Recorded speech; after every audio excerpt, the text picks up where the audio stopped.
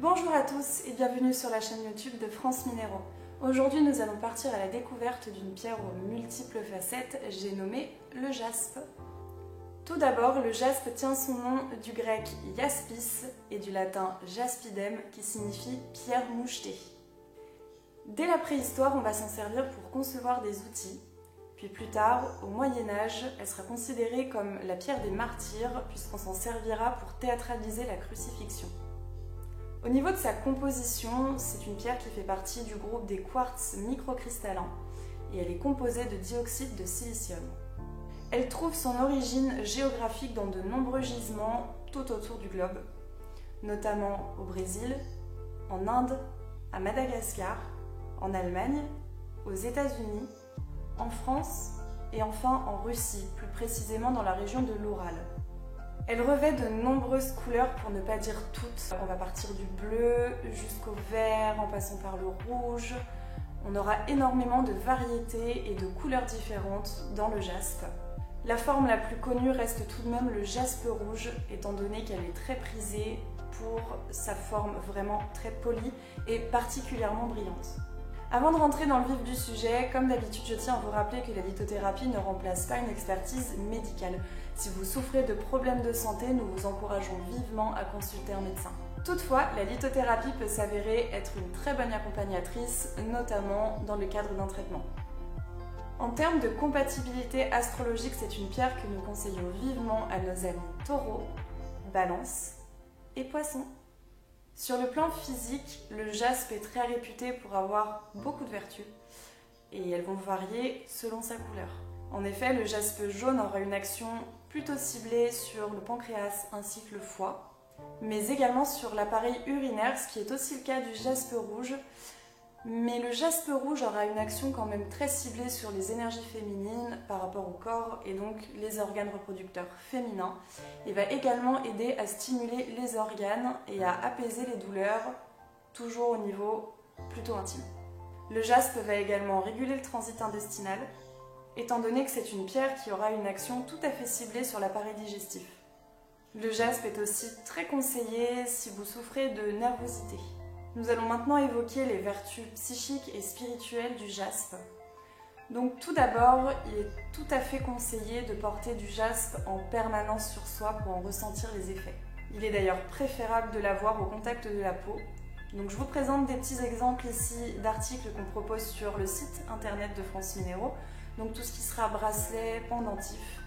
Par cette action, le jaspe va vous aider à retrouver votre équilibre, ainsi qu'à développer votre propre estime de vous-même, tout en vous apprenant à vous imposer en société, à trouver votre place, notamment par le biais de la communication. Les différentes couleurs du jaspe vont aider à travailler sur chacun des chakras, et ce qui s'avère particulièrement efficace, notamment si vous pratiquez une activité méditative. Tout comme les vertus physiques, le jaspe aura des vertus psychologiques, psychiques et spirituelles bien différentes selon sa couleur. Le jaspe paysage, pour commencer, va favoriser votre pratique de la méditation et vous aidera à développer votre créativité. Le jaspe vert vous offrira harmonie et équilibre. Le jaspe vert tacheté, quant à lui, vous aidera à vous défaire de certaines passions destructrices et soignera vos peines de cœur. Le jaspe rouge aura une action, comme cité précédemment, très ciblée sur la sexualité féminine et les énergies féminines. Le jaspe pop, quant à lui, va vous aider à surmonter des traumatismes ainsi que des très mauvais souvenirs liés à l'enfance. Et il va en fait vous aider à entamer et à faire perdurer également tout le processus de guérison émotionnelle lié à ces traumatismes. Et enfin, le jaspe noir, ou appelé aussi lydienne, va vous aider à vous ancrer et à vous protéger. Donc ça sera vraiment une pierre qui aura des vertus un petit peu comme l'obsidienne ou la tourmaline et qui sera donc axée sur le chakra racine. On va maintenant passer aux techniques de purification et de rechargement du jaspe.